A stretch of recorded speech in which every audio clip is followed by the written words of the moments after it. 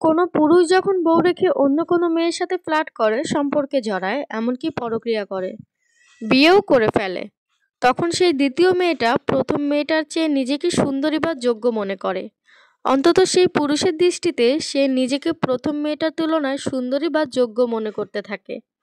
সে ভাবে, এই লোকের কাছে তার বউ যদি যথেষ্ট সুন্দরী বা আকর্ষণীয় হতো, তাহলে তো আর সে আমার কাছে আসতো না। মানে আমি বেশি সুন্দরী, তাই লোকটা আমার পেছনে ছুটছে। আপু, ব্যাপারটা আসলে এমন না।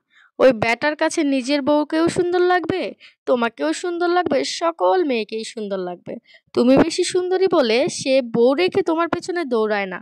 তুমি সস্তা, বেআইত্তা, মানে সেকেন্ড হ্যান্ড। ব্যাটারাও চাইলেও তোমাকে পায়। সে এটা বুঝতে পারছে, তাই তোমার পেছনে ছুটছে। আরেকটা পচা কথা বলি, শুনো। তার আসলে বউয়ের লাগে, তোমার লাগে, আবার অন্য বেডির লগে, সবার লগেই থাকতে ভালো লাগে। খাঁটি বাংলায় আসলে সব বেটিরই তার ভালো লাগে। এই লুচু টাইপ ব্যাটাগুলো সবাইকে ট্রাই মারতে থাকে। তোমার মতো সস্তাগুলো যারা, তারাই হচ্ছে ধরা দেয়, যারা ব্যক্তিত্বহীন। কোনো ব্যক্তিত্ববান মেয়ে কখনোই এরকম ধরনের লোকের সাথে কোনো সম্পর্কে জড়ায় না। তাই নিজেকে এত বেশি বিশ্ব সুন্দরী ভেবো না।